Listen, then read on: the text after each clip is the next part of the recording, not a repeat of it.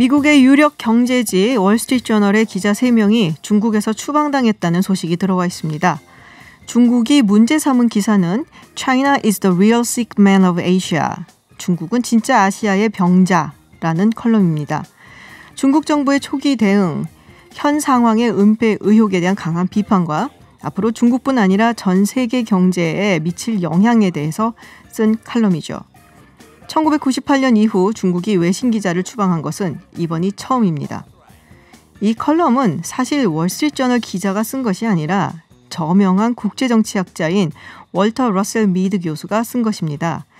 미드 교수는 지정학의 귀환을 주장하고 현재 미중 간의 패권 경쟁을 19세기 초 20세기 말 영국과 미국 사이의 패권 전이 상황과 비교하고 또 대조해서 설명하곤 해왔죠. 일각에서는 얼마 전 미국 정부가 미국에 주재하는 중국의 신화통신, 중국일보, 중국국제방송 등을 언론이 아닌 외국 사절단으로 지정했기 때문이다라고 분석하기도 합니다. 미국이 보기에 이들 언론사는 관영 언론이기 때문에 중국 정부의 기관 요원이라는 것이죠. 그런데 조금은 더 감정적인 부분이 있는 것 같습니다. 경상 외교부 대변인은 이 칼럼을 두고 인종차별적이고 소름 끼치는 제목이라고 이야기했는데요. 사실 여기에는 그럴 만한 이유가 있습니다. Sick man of Asia, 즉 아시아의 병자라는 표현은 19세기 말 20세기 초 서구의 제국주의 열강들과 일본이 중국을 착취할 때 당시 외세와 중국 인텔리들 사이에서 중국을 가리키며 종종 썼던 말이기 때문입니다. 어쩌면 자국 언론사에 대한 조치보다 중국의 가장 비참한 흑역사라 알려진 당시의 기억을 떠올리는 이 말이 더욱 그들을 분노하게 했던 게 아닌가 싶습니다. 유승민 의원이 미래통합당 공관위에 보낸 문자 메시지가 공개돼 파장이 커지고 있습니다. 공천 과정에서 세보수 출신 의원들에게 불이익을 줘서는 안 된다라는 내용이었는데요. 김형호 공관위원장이 이상해진다라는 말까지 담겨서 통합되자마자 공천 갈등이 시작된 게 아니냐라는 우려가 나오고 있습니다. 이준석 미래통합당 최고위원 연결해서 이야기 들어보겠습니다. 안녕하세요, 최고위원님. 네, 안녕하세요. 네, 미래통합당 17일 출범식 이후 오늘까지 2번의 최고위 마쳤습니다. 분위기 어떤지 좀 궁금한데 알려주시겠어요? 기본적으로 지금 통합을 하는데 네. 우선 절차적으로는 완료가 되었다고 볼 수 있지만은 결국 이제 그래도 좀 서두른 감이 없지 않아 있기 때문에 저는 그런 부분들에 있어서 갈등이 다소 노출되고 있는 건 사실인 것 같습니다. 네, 오늘 2번째 최고위원인데 어떤 이야기들이 좀 오갔나요? 저희가 최고위원이 13명이 됐거든요. 네네. 그러다 보니까 저도 여기저기 최고위를 좀 해왔지만은 이런 경우는 또 처음입니다. 그러다 보니까 각자 이제 공개 발언을 하고 나니까 회의 시간이 다 끝나가더라고요. 너무 많아서, 네. 예, 좀 저희가 회의 방식은 다시 한번 정립해봐야 될 것 같습니다. 그렇군요. 각자 얘기만 하고 나오신 거군요. 그러니까. 오늘은 좀 그랬습니다. 저희가 네네. 적응 못해가지고. 예. 네. 자, 많은 분들이 유승민 의원에 대해서 궁금해하고 있습니다. 네. 불출마 선언하고 이번 통합이 어떻게 보면은 굉장히 큰 한 축이었는데 전혀 모습이 보이지 않고 있어요. 굉장히 좀 많이 화가 나셨다. 이런 이야기도 있는데 어떻게 보고 계세요? 원래 유승민 의원이 정치적인 그런 판단이나 결단을 한 뒤에 보통 몇 개월에서 길게는 1년까지 보통 잔행 또는 또 사색의 기간을 갖는 것이 일반적이거든요. 네네. 이분이 정치하는 방식이 원래 그래요. 그래가지고 예전에도 본인이 원내대표 하다가 박근혜 대통령과의 갈등으로 그만두게 되었을 때도 몇 개월간 잠행을 했었고, 그다음에 바른미래당에서도 지방선거 패배 이후에 책임을 지기 위해 가지고 거의 1년 가까운 잠행을 했었고, 네. 그렇기 때문에 저는 이게 아주 개인으로 봤을 때는 이례적인 상황은 아니다. 워낙 사색적인 사람이기 때문에 그런 부분이 있는 건 맞는 것 같고, 다만 지금 당 입장에서는 선거를 위해 가지고 최대한의 시너지를 내야 되는 상황 속에서 유승민 의원의 이런 잠행이 자꾸 이제 여러 가지 오해를 낳으니까 그 부분은 부담스러운 지금 현재 상황입니다. 그렇군요. 그러니까 개인적으로 봤을 땐 늘 그래 왔었기 때문에 별로 놀라운 상황은 아닌데, 근데 사람들도 밖에서 보기에는 통합하고 불출마 선언하고 이렇게 모습을 나타내지 않으니까 이번 통합이라든지 또 여러 가지 진행되는 모습에 굉장히 좀 불만이 있다. 그래서 모습을 나타내지 않는다라는 이야기들을 하거든요. 예. 그런 불만 표현한 건 아닌가요? 저는 많은 분들이 공천에 대한 불만이 아니냐 이런 것들도 이야기하시는데, 사실 본인이 그럴 생각이 있었으면은 선언적으로 나는 지분 싸움이나 이런 것들은 하지 않겠다는 발표를 할 이유가 없죠. 그리고 이번에 공개되었다는 그 문자 메시지 내용이라는 것도 사실 뭐 누구를 공천 주세요 이런 게 공천 청탁이고 공천에 대한 압박이지 원칙적으로 이렇게 하고는 형평에 문제가 있지 않느냐 이 정도 같은 경우에는 당연히 당의 중진 의원으로서 개진할 수 있는 정도의 의견이다 이렇게 보면 될 것 같습니다.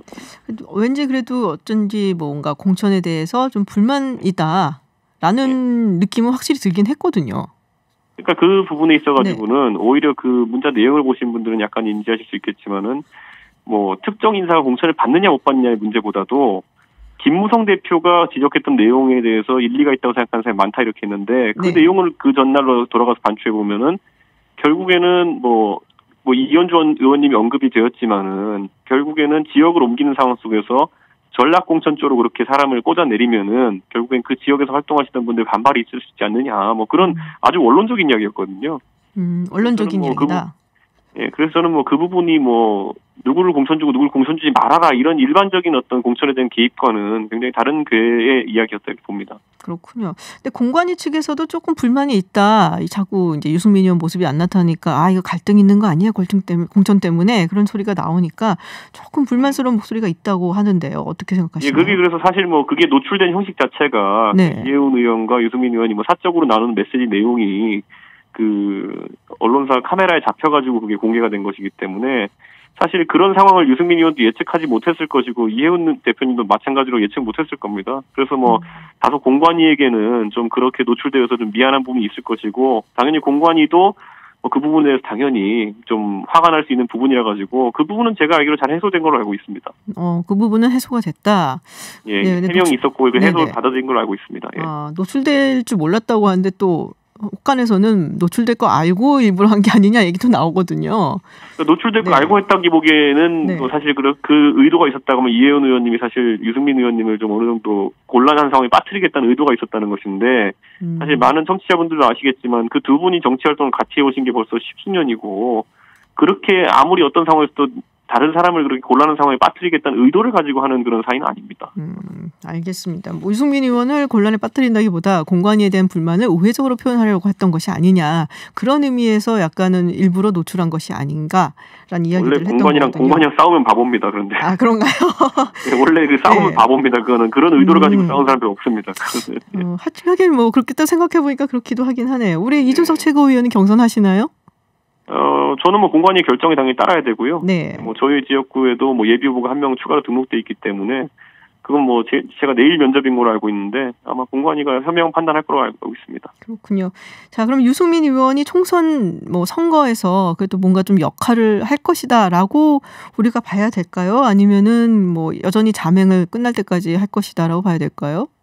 저는 뭐 역할을 할 수 있는 형태가 워낙 다양하다 이렇게 봅니다. 그리고 뭐 유승민 의원 같은 경우에는 사실 그 주로 인기가 있는 지역이 젊은 층이 많은 지역이나 아니면 수도권 이런 지역이기 때문에 제 생각에 상황에 따라 국지적으로 도움을 줄 수 있는 경우도 있다 보고요. 다만 그것에 이제 그 필요 조건이라고 하는 것이 결국에는 본인이 통합의 전제 조건으로 걸었던 그 3원칙이라는 게 있지 않습니까? 네. 그게 이제 보면은 탄핵의 강을 넘는다는 것도 하나 있었고 그리고 신설합당 이건 뭐 제도적으로 된 거니까 그렇다 치고요. 개혁 보수의 길을 가겠다라는 건 좀 새로운 형태의 보수를 하자는 것인데 결국 그 두 가지가 좀 어느 정도 충족이 되면은 유승민 의원도 당연히 그거는 힘을 보탤 수 있는 환경이다 이렇게 봅니다. 그렇군요. 자, 어제 국회에서 심재철 원내대표 연설이 있었어요. 교섭단체 대표 연설이 있었는데 총선에 일당이 되면은 문재인 대통령 뭐 탄핵을 할 수도 있다라는 발언을 했습니다. 이에 대해서 어떻게 생각을 하시는지 또 당내에서는 어떤 이야기가 나오는지 궁금한데요. 그러니까 사실 탄핵이라든지 하야라든지 이런 단어가 나오는 것은 정권이 이제 통치 능력을 상실했다는 것에 대한 어떤 지적이거든요. 네. 지금 문재인 정부에 있어가지고 최근에 경제 상황이라든지 아니면 뭐 오늘도 이제 갑자기 국민들의 우려가 커졌지만은 코로나 바이러스에 대한 대처나 이런 것들이 집권의 능력을 뭐 굉장히 뭐 부정까지는 아니지만은 의심하게 만드는 정황들이 나오고 있기 때문에 자연스럽게 그런 부분을 지적하기 위해서 나온 말이라 보고 다만 탄핵이나 하야 같은 그런 어떤 직접적인 어떤 조치를 언급하는 것은 지금 상황에서 굉장히 조심스러워야 된다. 이런 생각을 하고 그것이 탄핵이 일당이 되면 하는 게 탄핵이 아닙니다. 그거는. 그렇죠. 대통령이 헌법과 법률을 위반하고 국민의 신뢰를 잃었을 때 할 수 있는 절차이지 단순히 인기가 떨어졌다고 해가지고 탄핵하는 게 아니거든요. 저는 그 부분에 있어가지고는 당연히 뭐 심재철 대표도 그런 걸 알고 말씀하셨고 그런 범위를 벗어나지 않았을 것이다 이렇게 생각합니다. 네, 알겠습니다. 심재철 원내대표가 유승민 의원 이제 불출마 선언을 했는데 지금 그래도 서울 쪽에 험지 출마를 했으면 좋겠다라는 이야기를 하고 있어요. 이거는 유승민 의원 측은 전혀 생각하고 있지 않은 건지 궁금한데요. 저는 뭐 만약에 당이 지금 뭐 후보군을 특정 지역에 찾는데 어려움이 있다, 뭐 그러면 당연히 그런 것들도 언급이 될 수 있는 거지만은. 제가 뭐 공천관리위원회에서 전달받은 바로는 지난 추가 모집 때도 백수십 명의 후보가 지원했고 상당히 뭐 지금 뭐 무리가 없는 상황이다 이렇게 알고 있습니다. 그렇군요. 그럼 유승민 의원 뭐 당이 뭐 힘들다든지 아니면 정말로 후보가 없다든지 뭐 이러면 고려를 해볼 수 있겠지만 현재 상황으로서는 유승민 의원이 불출마를 고수할 것이다 그렇게 보고 계시는군요. 네. 그리고 유승민 의원은 이미 불출마로서 한 번의 그런 어떤 희생을 이제 발표한 상황이기 때문에. 저는 지금 예를 들어 그런 희생에 대해 주저하는 분들 또는 다소 이제 뭐 발표가 미흡한 분들 있지 않습니까? 예를 들어 언급되는 분 중에 홍준표 대표나 이런 분들도 있고 저는 그런 부분이 오히려 또 분위기를 다시 한번 탈 수 있는 계기가 있다면은 유승민 의원도 좀 더 격상된 형태의 어쨌든 참여가 나올 수 있지 않을까 생각합니다. 그렇군요. 자, 최근 여론조사 눈여겨 많이들 보실 것 같은데요. 이번 총선에 대해서 평가를 어떻게 하는가라고 여론조사를 했을 때 최근 들어서 지금 뭐 거의 비등비등 똑같이 나온다라고 말할 수 있겠지만 여당 심판론이 조금 높아졌어요. 특히 중도층 표심이 좀 움직였다라고들 이야기들을 하는데 미래통합당이 이들을 흡수하려는 어떤 전략 뭐 이런 걸 세우고 있는지 하고 있다면 어떤 것을 이야기해 줄 수 있는지 궁금한데요.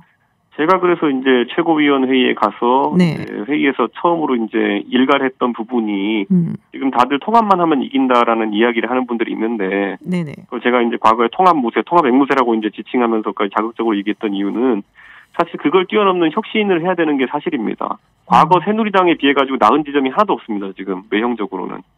그 당시에는 뭐 대선 후보도 강력한 사람이 있었고 그리고 여당의 위치를 갖기도 했었고 과반 의석을 갖고 있기도 했고 여러 가지 힘을 아는 상황 속에서 선거를 맞이했지만은 지금 같은 경우는 그것보다 훨씬 약해진 형태이고 리더도 지금 그때 비하면은 뭐 힘이 강하지 못하고 이런 상황이기 때문에 그런 외형적인 부분도 새누리당보다 못하고 지금 당의 정강 정책이나 이런 것들도 사실 새누리당으로 한나라당에서 바뀌면서 굉장히 중도화, 그 당시 좌클릭이라는 단어, 경제민주화라는 단어가 나올 정도로 노력을 많이 했었거든요. 지금은 선거를 앞두고 정치공학이나 아니면 이런 부분은 그래도 어느 정도 이야기가 나오고 있지만은 구도 이런 얘기는 나오지만은 그런 방향 전환이나 지금까지 국민들이 자유한국당이나 아니면 새로운 보수당에 지지를 보내기 어려웠던 이유를 해소할 만한 어떤 변수들이 안 나오고 있거든요. 저는 그 부분이 관건이다 이렇게 보고 있습니다. 그렇군요. 아직까지 정말로 이 중도층의 표심을 확 끌어당길 수 있는 그런 뭔가 좀 한 방이 아직 안 나왔다. 뭐 이렇게 평가를 하고 계신 것 같습니다. 그렇습니다. 예. 네, 선거 준비하시느라고 바쁘실 텐데 이렇게 인터뷰 응해주셔서 감사하고요. 네, 열심히 또 열심히 뛰어다니시기 바랍니다. 고맙습니다. 감사합니다. 네, 지금까지 이준석 미래통합당 최고위원과 이야기 나눴습니다.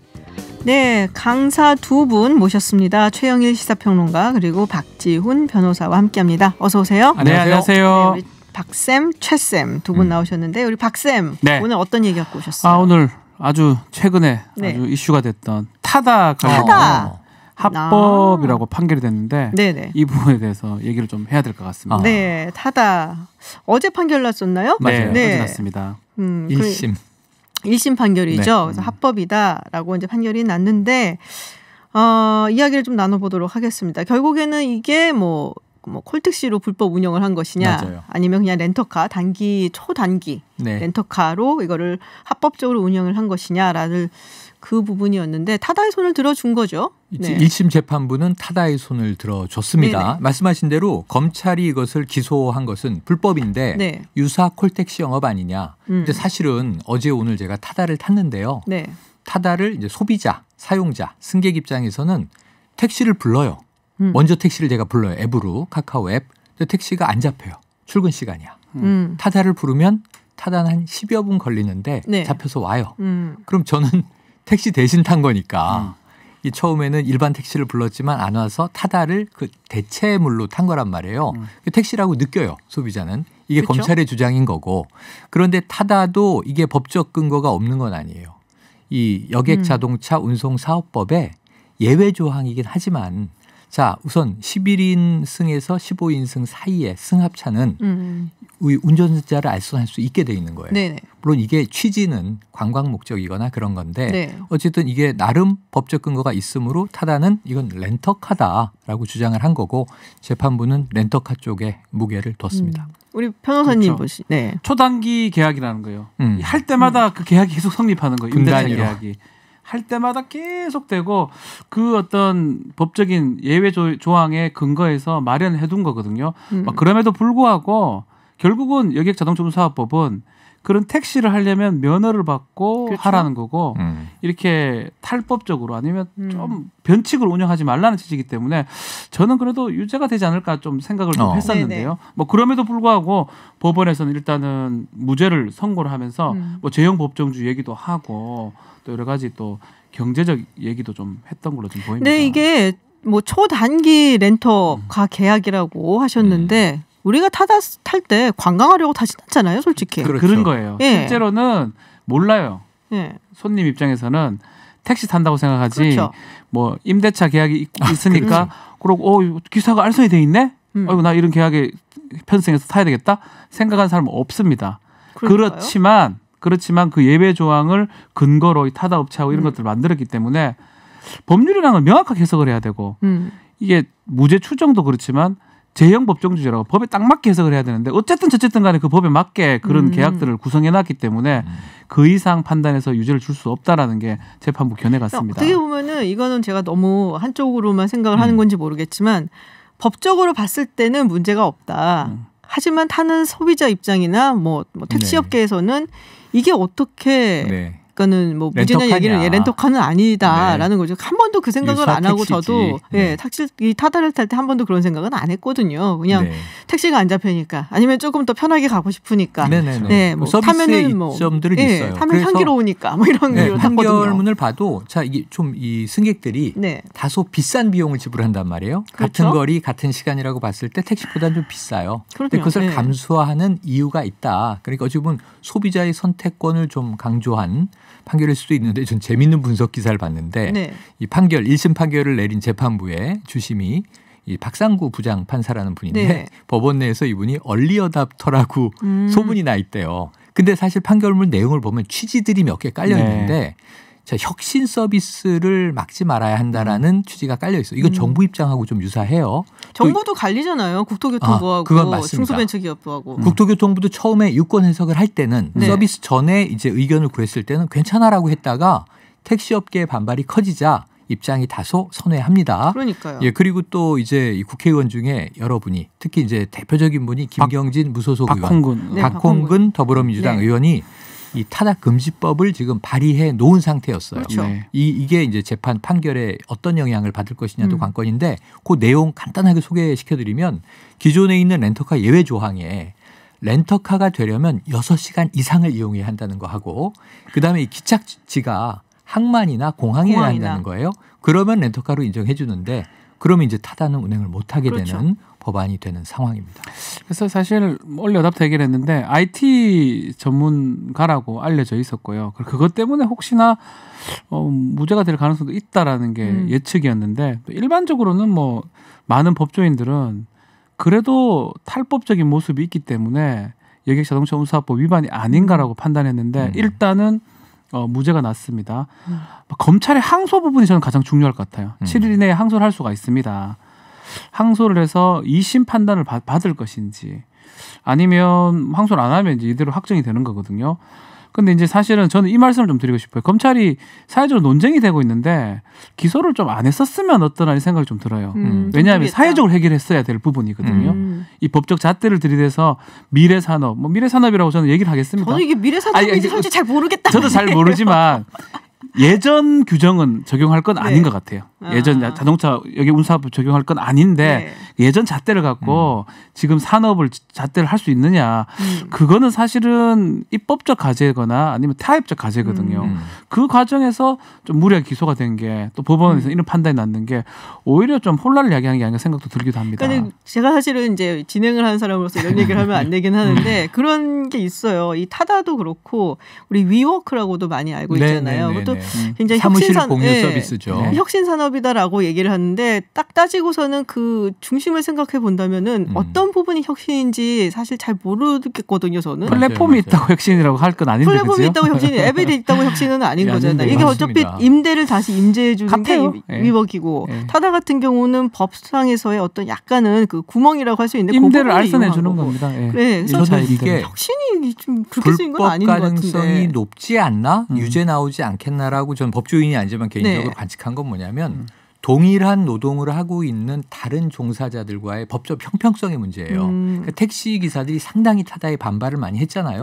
카카오에도 이제 초기에 반발했지만 그쵸. 그 이유가 뭐였냐면 택시 면허를 가지고 이분들은 이제 개인 택시를 하려면 또 권리금까지 내고 비싸게 택시 사업권을 인수합니다. 그렇죠. 그게 한때 1억까지 됐는데 이게 지금 많이 타다와의 내렸다고. 경쟁 때문에 반토막 났다. 뭐 한 6, 7천 가는 것 같아요. 수시로 바뀌긴 하겠지만 택시 기사분들의 울분은 뭐냐면 우리는 비싼 돈 주고 택시 영업권을 가졌고 이 개인 택시 경우지만 그리고 또 거기에 엄청난 법적 규제를 받는다는 거예요. 그러니까 일을 하는 노동 시간도 규제를 받고 뭐 이틀 일하면 하루는 쉬어야 된다라든가 그리고 또 여기에 대해서 굉장히 엄격한 이 택시 사업을 규제하는 것들을 따라서 일을 하고 있는데 그걸 훌쩍 넘어가서 이름은 미래야 우리는 혁신이야 우리는 IT야. 근데 사실 저는 택시도 앱으로 부르고 이제는요. 저희 집 주소 그렇죠. 찍고 집 앞으로 부르고 가는 데 찍고 불러요. 그래야 이거 말씀도 안 드리고 편하거든요. 그럼 코스를 또 물어보세요. 내비대로 가주세요. 이러면 되거든요. 그러니까 타다하고 택시는 저에게는 똑같은 대체 수단이에요. 그런데 택시 기사들은 이렇게 좀 엄격한 규제 하에 있구나. 그런데 저쪽은 사실은 타다 이 운전 노동자들의 문제도 몇 번 나온 적이 있지만 사실은 그렇게 녹록하지가 않습니다. 그런데 이 대자본이라는 이유로 이걸 훌쩍 뛰어넘어도 되는 건가? 이걸 우리가 혁신 미래로만 봐야 된다는. 근데 혁신 미래가 아니고 저는 사실 있어요. 이번 판결을 봤을 때 그 처음보다는 우리 변호사님 말씀하신 대로 법적으로 따졌을 때 이거를 불법이라고 하기가 조금 어렵다라는 판결로 저는 생각을 했어요. 그래서 그 판사님이 굉장히 얼리 어답터고 뭐 이런 기사 저도 읽긴 했지만 그거랑은 사실 좀 무관하지 않을까. 법리적으로. 법리적으로 판단한 게 아닌가. 그리고 사실 타다가 인기가 있는 건 또 우리 시민들이 택시에 대한 불만들이 좀 많았잖아요. 그렇기 때문에 제가 아쉬운 거는 과연 이거를 법대에 올렸어야 되나. 우리 사회가 너무 빨리 법 재판에 오는 것 같아요. 뭐 안 되면 무조건 고소해버리고 안 되면 무조건 뭐 그보다는 좀 해결할 수 있는 거는 사회에서 이거는 정말 사회에서 해결했어야 될 부분이거든요. 사회적인 어떤 공론화를 이렇게 통해서. 함으로써 결국 다 피해를 주는 거예요. 결국 무죄 나면 이제 합법화되는 상황이 돼버리는 거거든요. 앞으로 뭐 입법 올라갔다 하지만 개정안이야 뭐 통과가 되겠습니까? 그런 생각 듭니다. 이게 전제가 사실은 타다는 불법이다를 전제로 했기 때문에 개정안이 표류되지 않을까 싶은데 지금 문자가 굉장히 많이 오고 있어요.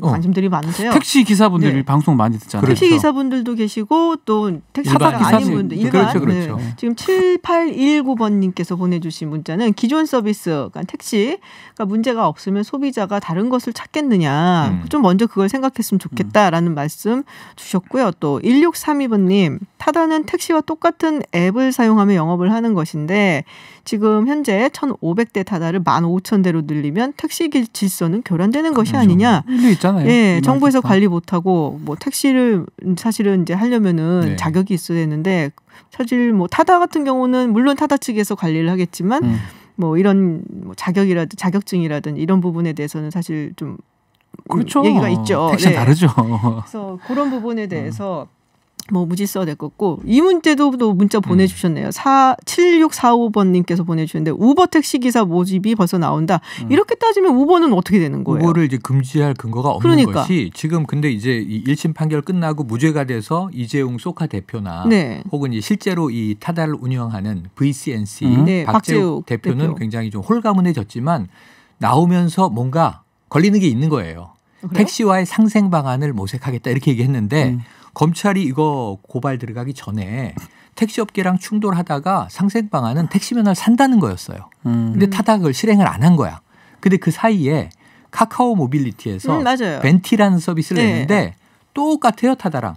근데 택시 면허를 사는 쪽으로 그쪽은 갔단 말이에요. 그러면은 지금 타다는 면허를 사는데 획득하는데 돈도 안 들이고 서비스는 우리는 합법이 됐으니까 그냥 갈 거고 이러면 충돌이 계속되는데 우버는 우리나라 문제만의 문제가 아니라고 제가 느낀 게 재작년 여름에 스페인에 갔더니 바르셀로나가 사흘 동안 택시가 총파업을 했어요. 우버 반대. 바르셀로나. 네, 우버 반대. 그래서 이게 우리나라 지금 택시 기사분들도 들썩들썩 하는데 세계적으로 전통산업과 혁신산업이 충돌하는 지점이 다 있구나. 근데 이건 전 아까 사회적인 합의가 필요하다면 타다가 좀 선제적으로 택시 업계와의 상생 방안을 실천했어야 되는데 미적미적하다가 법에 걸렸던 그러니까 그거를 하는 도중에 검찰이 기소가 해버렸거든요. 그 부분은 좀 두고두고 아쉬운 부분이 있는 것 같습니다. 그렇군요. 지금 6397번님께서 보내주신 의견은요. 화물차 기사시래요. 타다를 화물차에도 적용을 할 수 있겠네요? 라고 말씀을 다른 쪽에도 네네. 아니 근데 지금 그 예외 조항으로 지금 현행 법규상으로는 11에서 15인승만 가능합니다. 맞아요. 우버도 좀 어렵습니다. 지금 법규상으로는 지금 법규상으로 일반 세단은 어렵죠. 예외 구정 그거 딱 보고 만든 거거든요. 그래서 승합차로 만든 거거든요. 안 그러면 승용차로 했겠지요. 그렇군요. 화물차도 어렵습니다. 아직까지는. 화물차도 어렵고 우버도 그런 부분 때문에. 만약에 근데 제가 하나 카니발을 가지고 있으면 저는 할 수 있겠네요. 우버. 11인승 이상이니까 그러니까 가능하죠. 우버가 지금 11인승에서 15인승 사이의 차량으로 바꾸면 가능한 거예요. 이거랑 똑같은 거예요. 카카오 모빌리티의 벤티는 스타렉스예요. 11인승 이상이거든요. 지금 이 타다는 이제 그 카니발이죠. 그런데 이게 저는 혼자주로 타고 다니는데 이 넓은 차를 제가 국회의원도 아니고 국회의원들이 제일 많이 타는 게 카니발이거든요. 이걸 타고 다니는 게 또 좀 양심적으로 옳은가 하는 자책도 해요. 그래서 사실은 법을 바꾸고 사회적 타협이 돼가지고 승용차로 하되 타다 서비스들 지금 말했던 것처럼 뭔가 택시 업계한테 뭘 줄 수 있는 방향 이렇게 가는 게 맞는 거거든요. 무턱대고 법 위반이니까 기소를 해가지고 판결이 그러면 유죄가 나면 뭐 모르겠는데 무죄가 나버렸잖아요.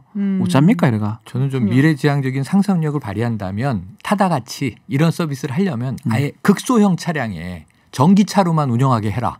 이러면 저는 좀 정책적인 방향이 읽히는데 너무 큰 차다. 우리는 수소차입니다. 정책적인 방향이. 수소차죠. 전기차보다는. 네. 수소차로 해보죠. 소형 수소차. 지금 문자도 되게 많이 보내주고 계세요. 지금 5213번님께서 11인승이라는데 11명, 11명 절대 못한다고. 그렇죠. 말만 11인승이에요. 그러니까 이게 이제 뒤에서부터 꽉꽉 채워서 타야 돼요. 3명, 앞에 2명. 332, 3332 이렇게. 네, 그렇게 하면 절대 그렇게 못하죠. 뭐 타려면 끼어서 탈 수는 있겠지만. 탄 적도 없을 뿐더러. 그렇죠. 혼자 타고 가니까 사실 좀 낭비다 싶은 생각이 들기는 하더라고요. 네. 그리고 7763번님께서 15년 전에 중국에서 몇 년간 근무를 할 때 택시보다 자가용 택시를 많이 이용을 했는데 그때 이제 청결이라든지 친절 뭐 이런 굉장히 장점이 많았기 때문에 제도권으로 흡수되었으면 하는 생각을 했었습니다. 서비스 받는 입장에서는 다양성과 편리성이 우선이죠. 그렇죠. 소비자 입장에서는. 그럼에도 면허 같은 게 필요한 거거든요. 그렇죠. 그래서 그것 때문에 자꾸 저희 얘기가 나오는 것 같아요. 이거 되게 중요한 문자 하나 있어요. 3116번님. 타다가 택시 문제점을 해결할 수 있을까요? 오히려 요금 인상만 될 것 같습니다. 이것도 하나의 일리가 의미 있는 관점이에요. 다들 우리 택시 기사 아니면 택시 탔던 분들이니까 우리 모든 국민하고 관계가 있는 거잖아요. 사실 이거는요. 그죠. 택시 안 타는 사람은 없으니까. 왜냐하면 택시 조합에서도 블루, 그렇죠. 카카오 택시 뭐 좀 약간 그렇게 많아졌더라고요. 비슷한 서비스 경쟁이 촉발된 거는 좋아요. 하지만 요금 인상이 된다는 점에서는 또 불만 있는 승객도 있을 수 있고 어쨌든 1심 판결이기 때문에 뭐 항소하면 이제 2심 뭐 대법 판결까지 갈 텐데 당장 이 어제 결정에 대해서 그 타다 금지법 발의한 김경진 무소속 의원은 이거는 오판이다 이렇게 얘기를 했습니다. 오판이다. 글쎄 뭐 그렇게 얘기를 할 수도 있겠고 본인 입장에서는 뭐 그렇게 얘기를 할 수가 있겠죠. 지금 금지법 어떻게든 뭐 하려고 하시는 분들 원래도 어렵지만요. 원래 지금 법사위 뭐 통과됐다고 하는데 박홍근 의원안도 있고 이런데 문제는 지금 선거 국면이라서 이게 또 통과되게 더 어려울지 않을까. 또 더더군다나 유죄가 됐으면 탄력을 그래도 받을 가능성이 있는데 무죄였기 때문에. 근데 또 택시 업계 분들도 많으시잖아요. 그 분들 표를 또 생각할 수도 있는 거고. 맞습니다. 저는 선거 국면이라 이게 타다 금지법 통과가 가능성이 있는 것이 표심을 걱정하는 분들 대다수가 택시 여론이라는 게 무서워요. 그렇죠. 그리고 택시 기사분들의 가족분들이 또 있잖아요. 지지난해에 제가 여의도에서 계속 택시 기사분들 집회 있을 때 놀란 구호를 하나 들은 게 아예 택시당을 만들어서 택시 기사들의 정치적인 이익을 국회에서 관철시킵시다. 뭐 이런 연설을 하시더라고요. 그래서 저 정도로 격앙돼 계시구나 생각할 정도니까 이 압박이 또 아마 이 대도시권 의원들에게는 만만치 않을 것 같습니다. 그렇군요. 4489번님께서 택시 면허를 웬만하면 다 딴다. 웬만하면 다 따는 것 같진 않은데요. 그건 모르겠습니다. 네, 법 규제를 강화했으면 좋겠다라는 얘기도 하시고 오늘 진짜 문자 많이 보내주시네요. 그러니까 우리가 늘 택시 타니까. 그렇죠. 사실 타다와 택시의 문제를 다 알고 있잖아요. 다 체감하고 있죠. 장단점이 다 있는 거를 알고 있으니까 사실 뭐 여러 가지 우리들 다양한 시각에서 봤을 때 이쪽이 문제고 또 저쪽은 저게 문제고 이런 문제에 대한 문자들 굉장히 많이 보내주고 계십니다. 우리가 얘기를 더 해야 되는 게 있는데 지금 그 얘기를 못하고 시간이 다 돼버렸어. 저런. 네, 그래갖고 지금 뭐 하여튼 타다 문제는 아직은 1심이니까 좀 더 기다려봐야지 될 것 같다. 그렇죠. 네, 그 정도로 이야기를 마무리하도록 하겠습니다. 타다 요금 비쌌다고 지금 퀸님께서 비싸죠. 아우, 비싸죠. 저희 집이 여기서 되게 먼데 아우 한 번 타고 못 가겠어요. 무서워서. 비싸요. 네. 서비스 좋은데 비싸요. 그만큼. 저는 타다 타고 왔다 타다 타고 가면 여기 TBS 출연료보다 더 나갈 수도 있어요. 엉뚱한 소리 하지 마세요. 말도 안 되는 그 정도는 아닌가 알아요. 그래요? 네. 그런가? 이상한 얘기를 하면서 그래요. 글쎄 말이에요. 네, 가짜 뉴스였습니다. 사과드립니다. 짧게 요것만 그럼 짚도록 하겠습니다. 추미애 법무부 장관, 총괄 기소 심사관. 그래요. 이게 뭐예요? 이 검사장 회의를 하기로 했는데 내일 하기로 했는데 연기가 됐죠. 연기가 됐는데 이때 의안을 낸 겁니다. 수사 기소 분리 관련해서 원래는 여러 가지 법을 통해서 수사 기소를 분리하느냐 아니면 인권수사 자문단을 만드느냐 미국식 대배심제도 도입하느냐인데 그 결과론적으로는 총괄 기소 심사관 뭐냐면 기소를 하는 거를 수사한 거를 기소 심사관이 심사하는 겁니다. 일본식 제도 똑같은 거거든요. 그거를 지금 도입하는 거를 지금 검토하고 있고 이 부분을 아마 검사장 회의에서 얘기를 하려고 한 걸로 보입니다. 그래서 이게 보도가 지금 된 상황입니다. 근데 이제 미뤄진 거군요. 지금. 미뤄진 거고 다음에 아마 하게 되면 이 부분을 다시 이거 좀 민감하죠. 것 같아요. 그렇죠. 추미애 장관 행보를 두고 민주당 내에서도 말이 좀 많다는 얘기가 있어요. 선거 추 장관이 선거 망친다 이런 얘기가 공공연히 이제 물밑에서 나오고 있다라는 언론의 이제 취재 보도들이 있어요. 그러니까 그런 의원들도 있고. 사실은 지금 검찰 개혁에서 수사 기소 분리는 또 해야 되는 거 아니냐라는 민주당 의원도 적지 않고. 근데 왜냐하면 윤석열 검찰총장은 이런 얘기를 했죠. 추 장관이 수사 기소 분리 얘기를 꺼내자 그 이후에 지나가는 척하면서 수사와 기소는 한 덩어리다. 그러니까 분리할 수 없다는 취지의 발언을 해서 사실 이것도 대립각입니다. 근데 검찰하고 법무부가 대립각을 세우면 여당 선거에선 좋을 일이 하나도 없죠. 그렇죠. 싸우는 모양새니까. 안 그래도 이제 조국 대전이란 말에 대해서 최근에 금태섭, 김남국 사안에서 보듯이 좀 민감해하죠. 조금 곤란해하는 대목인데 추 장관의 행보를 조금 선거 이후로 늦췄으면 좋겠다 하는 의원들이 일부 있는 것 같습니다. 알겠습니다. 검사장 회의가 미뤄져서요. 나중에 코로나 사태가 너무 커요. 그러니까요. 지켜봐야죠. 나중에 하게 되면 그때 다시 한번 저희가 좀 자세하게 이야기 나눠보도록 하겠습니다.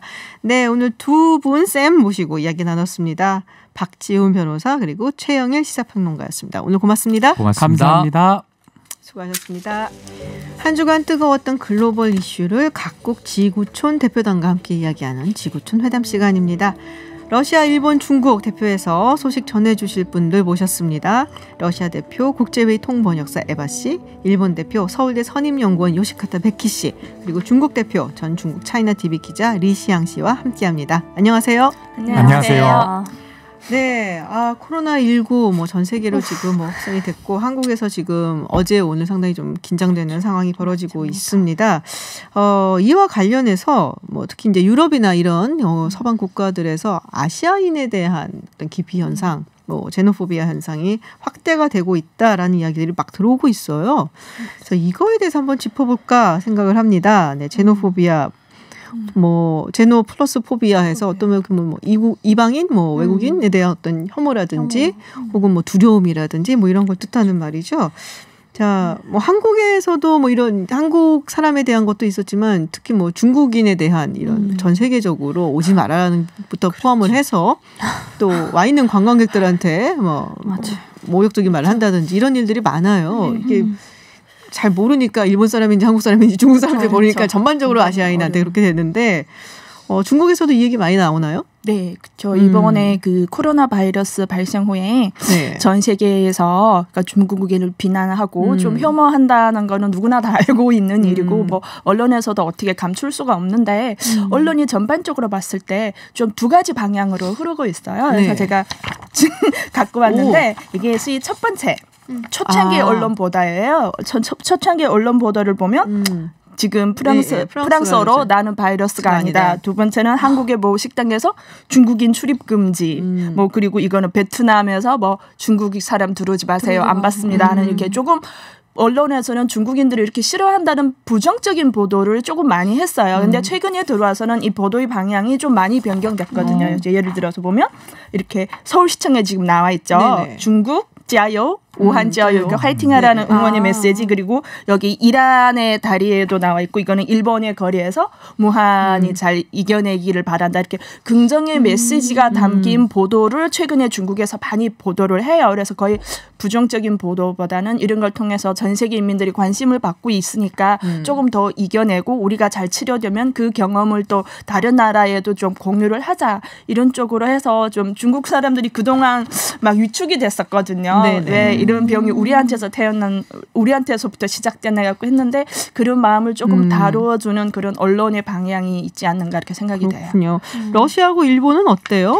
네. 저는 사실 제가 러시아에 한 2-3주 전에 갔다 왔는데 네. 그때만 해도 그러니까 코로나 바이러스에 대한 그런 좀 우려는 있었는데 네. 그래도 좀 덜 했는데 최근에 저희는 오히려 좀 더 이런 약간 제노포비아와 동시에 그러니까 코로나 바이러스보다 제노포비아가 더 문제가 되고 있는 그런 상황이 발생되고 있는데 이게 몇 가지 소개를 드리자면은 일단 러시아 내에 있는 중국인 뭐 유학생이나 네. 그런 친구들이 만약에 기숙사에 들어가서 살게 되면은 그 기숙사에 기존에 있던 러시아 학생들의 부모들이 왜 그 중국인 학생들을 우리가 같이 살고 있는 기숙사에 들여보내려고 하냐 네네. 이런 식으로 이제 뭐 그런 걱정이라든지 그런 거를 이제 얘기를 하고 있고 그리고 또 중국에서 돌아온 러시아인들에 대해서도 일종의 제노포비아 같은 그런 약간 혐오주의 같은 게 발생을 하고 있는 게 어떤 거냐면 예를 들어서 그 한 도시에 이제 중학생 여자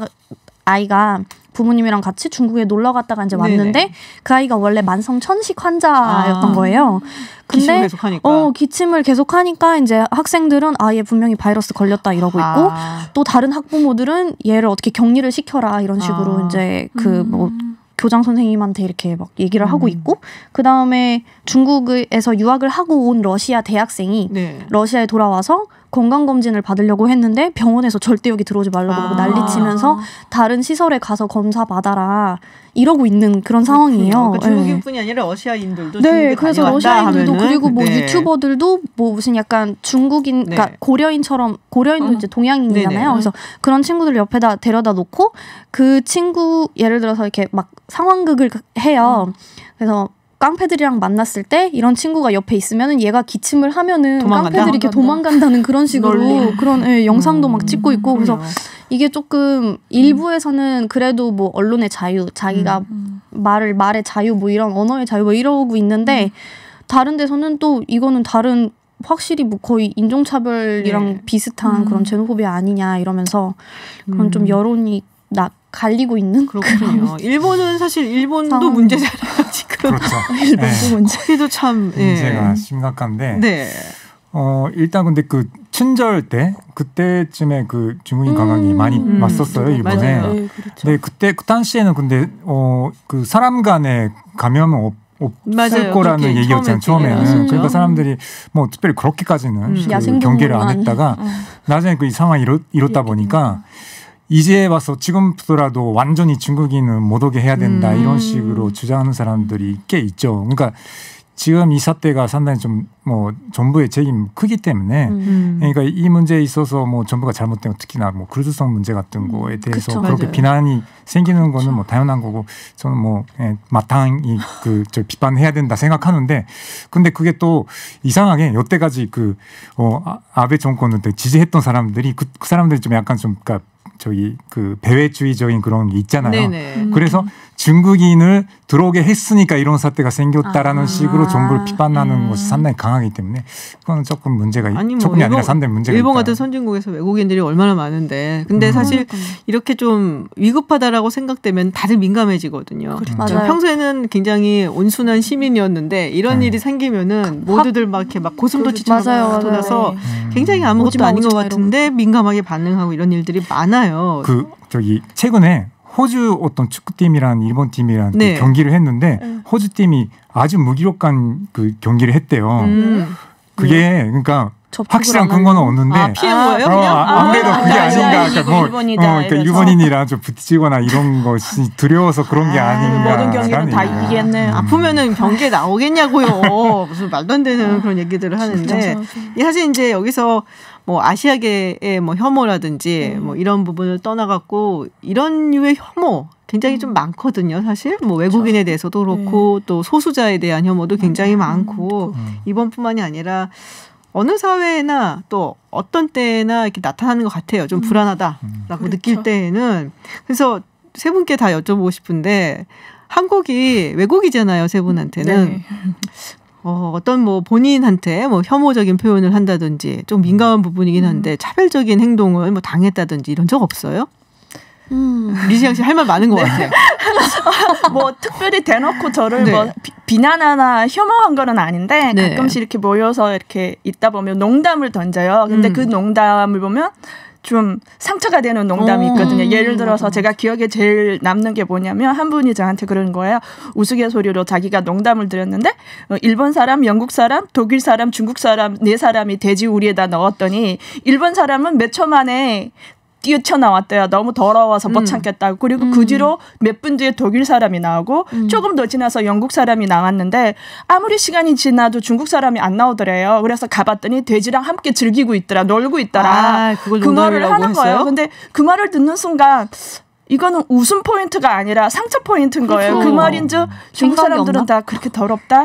물론 어떤 지역 가면 더러운 분들이 분명히 있어요. 근데 하도 땅덩어리가 크니까 이게 발질이 다르니까 더러운 부분이 아니 근데 중국은 물이 귀해요. 그리고 그렇게 말을 하면서 저한테 농담을 하는데 대놓고는 말은 안 하는 웃자고 한 얘기인데 저한테는 상처가 됐겠다. 만일 나한테 대놓고 이런 얘기를 하니까 그때 조금 쇼크를 했던 거죠. 그래서 저는 그 자리에서 너무 이 농담이 어디서 나온 거를 모르겠지만 저한테는 상처입니다 하고 대놓고 말을 했거든요. 그렇게 얘기를 해야 돼요. 대놓고 말을 했어요. 그래서 그분도 조금 좀 멋쩍어는 하는데 좀 그건 아마 중국 글자 이해 못해서 그럴 수 있을 것 같아요. 백희 씨는 많을 것 같아요. 네, 일본 사람 얘기하는 순간 그냥. 네. 저는 그런 질문 많이 받는데 사실 옛날에는 있었던 것 같아요. 근데 제가 99년도에 한국에 와가지고 그때부터 생활하기 시작했는데 근데 그 전에도 가끔 놀러 오긴 했었어요. 그때 생각해보면 그때는 있었어요.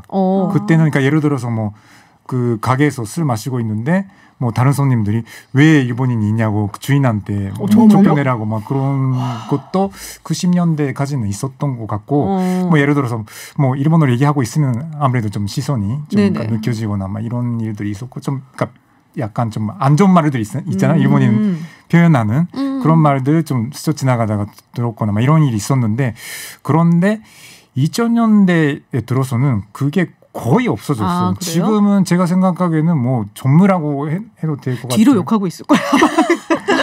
근데 아니요. 그러니까 뭐 일본에 대한 여러 가지 얘기는 나올 수밖에 없는 그런 사정이 있는데 근데 적어도 이런 정치적인 문제라든가 이런 역사적인 맥락의 문제하고 지금 현재 그 눈앞에 있는 그 일본인하고 직접 그 연결시켜서 얘기하거나 그냥 분리를 해서 이런 사람들 없었기 때문에 그래서 일본인들은 그런 얘기를 많이 하거든요. 저도 처음에 그 대학생 때 한국에 놀러 왔을 때 그때 그 돈찬 친구들이 아니 한국 같은 나라에 놀러 가도 되냐고 일본인 보면 덜 던진다고 들었는데 이런 얘기가 흔히 있었어요. 일본도 잘못 생각하는 거죠. 네, 그렇죠. 근데 그러니까 저는 일본에서는 아니 그 일본인이 그런 대우를 받는 적이 전혀 없다. 적어도 지금은 전혀 없다라는 얘기를 지금 강조하고 있습니다.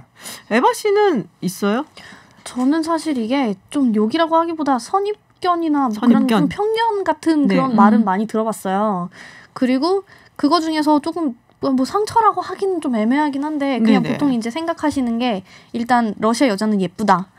라고 생각을 하는데 그러다가 사실 왜 웃어 리지아 씨 웃는 거예요? 웃긴데 아니 제가 들어도 웃겨요. 왜냐면은 이게 그 기준에서 그러니까 나라마다 미의 기준이 있는데 저한테 이제 가끔 러시아 여자들은 왜 다 예뻐요 이렇게 물어보세요. 근데 그러다가 예를 들어서 그 기준에 별로 안 맞는 러시아 친구랑 같이 가면은 얘는 러시아인이 아닌 것 같다. 왜 이렇게 생겼지? 약간 이런 식으로 이제 저한테 물어보시는 분들이 가끔 있어요. 그럼 거기에다가 대고 뭐라고 얘기를 러시아인 맞아요 뭐 이럴 수도 진짜 없고 무리하다. 네, 그것도 있고 그리고 뭐 러시아 여자는 결혼하기 전까지만 날씬하고 예쁘지 결혼하고 나면은 확 뚱뚱해진다 뭐 이런 얘기도 있고 그건 어느 나라 여자나 비슷해요 사실. 그건 남자도 솔직히 그러지 않아요. 맞아, 남자도 똑같아. 남자도 똑같아. 맞아. 다 똑같은데 그래서 러시아는 이러지 않나 약간 이런 게 있어서 가끔 그거를 참 어떻게 아니에요 이렇게 대놓고 얘기하기도 당연히 당연한 건데 그게. 그렇죠. 지금 제 마음을 딱 표현해주는 문자가 왔어요. 8672번님께서 보내주셨는데 특정 국가의 국민을 혐오하거나 폄훼하는 것은 야만적인 행위라고 생각합니다. 우리가 사실 국가 간의 어떤 정부, 뭐 외교 문제 이런 걸로 부딪힐 수 있어요. 그리고 갈등도 있고 뭐 정부라면은 당연히 국가의 이익을 위해서 뭐 해야 되는 거니까. 근데 그거는 그거고. 사실 국민들끼리 뭐 전 세계의 시민이라고 생각한다면은 부딪히거나 서로 뭐 그 나라의 국민이라는 이유만으로 서로 뭐 폄훼를 한다거나 혐오한다거나 이거는 글쎄요 시민으로서 이 사회 이 세계를 살아가는 시민으로서 현대 굉장히 좀 잘못된 것이 아닌가라는 생각이 되게 많이 들고 그래서 요새 뭐 이건 아시아 혐오 뭐 이런 게 굉장히 마음이 아프더라고요. 저희는 또 워낙 다민족 국가라서 사실 CIS 국가분들도 저희 나라에 이제 와서 러시아에서 그냥 사시는 분들도 많고 그런데 그분들에 대해서도 약간 조금 인종차별과도 같은 그런 발언들도 많이 하고 그냥 보통은 이제 솔직히 지금 너무 국제화 그런 글로벌 시대인데 아직도 다른 나라 뭐 중국은 이렇다, 일본은 이렇다, 뭐 어디 뭐 카자흐스탄은 이렇다, 뭐 무슨 어디 뭐 스리랑카는 이렇다 이런 게 그 선입견을 당연히 깨고 나오는 게 정상인데 인터넷도 발달되고 다 검색 사람들은 세계 각국으로 한 거의 뭐 혈액형별로 A형은 이래, B형은 이래 이런 비슷한 반년 1년씩 각 국가에 다니면서 생활을 체험하게 하면 조금 변하지 않을까 싶어요. 그러니까 국가 그런 분들이 보통 이런 편견이 있는 분들을 보면 꼭 중국이 어떻다 하는 분들은 중국에 가보지도 않고 들어본 소문에 의하면 이렇다는데 그렇게 하더라고요. 중국은 되게 비슷비슷할 텐데. 저는 사실 중국에 뭐 베이징도 가보고 샹하이 가보고 뭐 샤먼이라는 데도 가보고 몇 군데 이렇게 가봤는데 다 달라.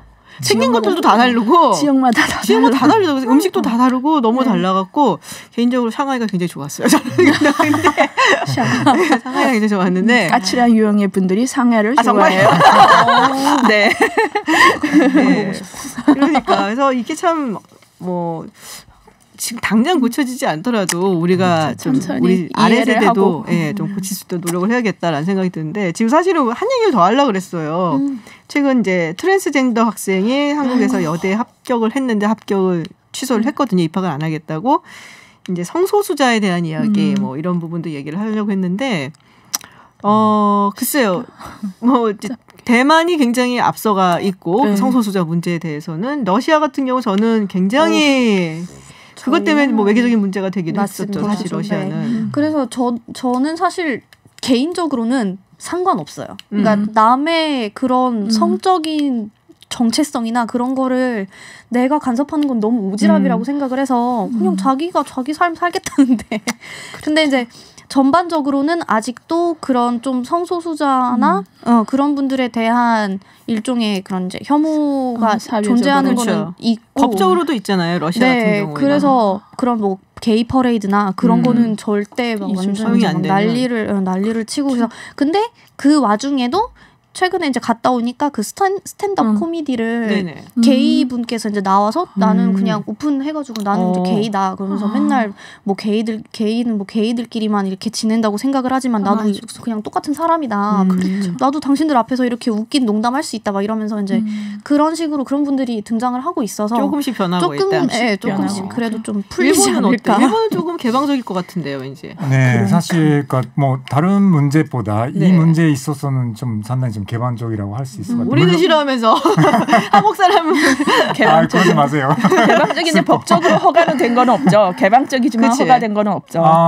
근데 서서히 법적인 부분에서도 많이 바뀌어가고 있어요. 근데 예를 들어서 뭐 트랜스젠더의 그 여대 입학 네네. 같은 것도 뭐 대체로 다 허용돼가고 있는. 그 특히 뭐 올해 이 2020년도 입학부터는 아마 거의 대부분 그렇게 되지 않을까 싶은 그런 분위기예요. 근데 그래도 뭐 물론 뭐 좀 그러니까 논담하거나 이런 문제가 좀 있긴 있는데 사실 일본에서는 그 종교적인 그게 좀 약하잖아요. 가치가. 근데 그래서 이 문제에 있어서 사실 상당히 그러니까 남의 생활에 대해서 별로 간섭 안 하기 때문에 아니 뭐 러시아가 이 부분 때문에 더 그런 러시아 종교가 상당히 중국은 어때요? 중국은 뭐 아직까지는 그렇게 이 언론에 대해서 이렇게 개방적으로 말을 하지도 않고 그렇게 이슈화도 안 돼요. 근데 그래서 누리꾼 사이에 하겠지. 근데 생각 밖으로 대만에서 지난해 5월 달에 법적으로 동성끼리 결혼을 허가를 했잖아요. 첫 번째 아시아 국가가 됐는데 그래서 중국에서 그에 대해서 특별한 보도를 없고 그저 뭐 좋다 나쁘다 평가 자체도 안 했어요. 그저 대만 언론에서 내부적으로 어떻게 했더라 그것만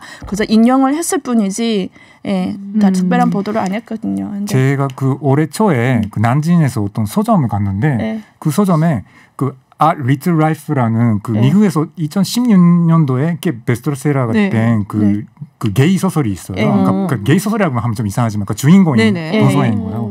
그게 되게 예쁘게 그 진열돼 있어서 그래도 중에서도 이런 책이 나오는구나. 왜냐하면 일본에서는 번역이 안 나왔거든요 아직. 할 수도 읽을 수 작품으로 보는 거지. 그걸 동의한다, 반대한다 이런 거는 아니잖아요. 아직 뭐 이렇게 사회 어떤 수면으로 올라오지는 않은 이슈다. 아직까지는 물론 그러는 분들이 성적으로 좀 다른 부분들이 있겠지만 거기에 대해서 특별하게 다루지는 않아요. 그렇군요. 서구는 사실 확실히 많이 변한 것 같아요. 특히 미국 같은 경우 2012년도부터 이제 뭐 오바마 대통령이 그걸 지지를 하면서부터 많이 변했는데 이 성소수자 문제가 이제 결국 뭐 러시아, 일본, 한국, 중국에서도 상당히 좀 많이 이슈가 이제는 되지 않을까라는 생각이 좀 듭니다. 오늘 뭐 제노포비아부터 시작을 해갖고 여러 가지 이야기들, 사례들, 본인들이 직접 겪은 것까지 울분을 막 터뜨리면서 이야기를 들었는데 우리는 모두 여기 계신 세 분 사랑합니다.